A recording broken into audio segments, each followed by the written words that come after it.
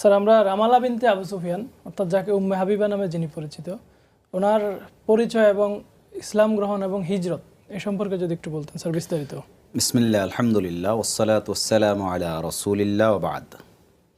আল্লাহ রসুল সাল্লাল্লাহু আলাইহি ওয়াসাল্লামের স্ত্রী উম্মাহাতুল মুমিনিনদের অন্যতম একজন হচ্ছেন উম্মু হাবিবা রামালা বিনতে আবি সুফিয়ান রাদিয়াল্লাহু তাআলা আনহা। আল্লাহ রসুল সাল্লাল্লাহু আলাইহি ওয়াসাল্লামের স্ত্রীদের মধ্যে ইমাম আয-যাহাবী রাহিমাহুল্লাহ বলেন যে রসুলের সাথে সবচেয়ে বংশগত দিক থেকে বেশি নৈকট্য যার ছিল, খুবই কাছের লোক ছিলেন, এরকম একজন হচ্ছেন হযরত উম্মে হাবিবা রাদিয়াল্লাহু তাআলা আনহা। তার নাম ছিল মূলত রামালা। রাসূলুল্লাহ সাল্লাল্লাহু আলাইহি ওয়াসাল্লামের নবুয়ত প্রাপ্তির সময়ে তার বয়স ছিল 16 বা 17 বছর। এরপরে তিনি ইসলাম গ্রহণ করেন। তাকে আবু সুফিয়ান বিয়ে দেন তৎকালীন জামানায় উবাইদুল্লাহ বিন জাহাশ নামে একজন ব্যক্তির কাছে।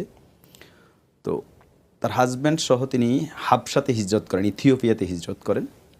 তো সেখানে ঐতিহাসিকদের বর্ণনা অনুযায়ী দুটো বর্ণনাই আছে অবশ্য, তবে অধিকাংশ ঐতিহাসিকগণ বর্ণনা করেছেন যে উবাইদুল্লাহ বিন জাহাশ সে ইসলাম ত্যাগ করে পরবর্তীতে খ্রিস্টান ধর্ম গ্রহণ করেন এবং ওখানে মারা যান। পরে উম্মু হাবিবা রাদিয়াল্লাহু তাআলা আনহা তিনি তখন রামালা নামেই পরিচিত। তো সেখানে অথবা ওখান থেকে মদিনায় হিজরত করার পরে দুটি বর্ণনায় আছে তার একটি কন্যা সন্তান জন্মগ্রহণ করে যার নাম রাখা হয় হাবিবা। তো ফলে তাকে এখন উম্মু হাবিবা নাম দেওয়া হয়, যে হাবিবার মাতা। তো পরবর্তীতে তিনি উম্মু হাবিবা নামেই সবচেয়ে বেশি পরিচিত হন।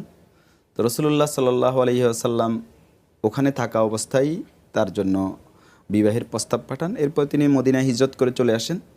এরপরে অনেক দিন তিনি বেঁচে ছিলেন, প্রায় 44 হিজরির দিকে মুআবিয়া রাদিয়াল্লাহু তাআলা আনহু তার আপন ভাই তিনি যখন খলিফা থাকেন তখন তিনি মদিনায় ইন্তেকাল করেন। কোনো কোনো বর্ণনা আছে তিনি মুআবিয়া রাদিয়াল্লাহু তাআলার সাথে দেখা করার জন্য দামেস্কে যান, সিরিয়ার রাজধানী বর্তমানে, ওখানে ইন্তেকাল করেন। তবে অধিকাংশ বর্ণনা ঐতিহাসিকের বর্ণনা অনুযায়ী তিনি মদিনাতে ইন্তেকাল করেন।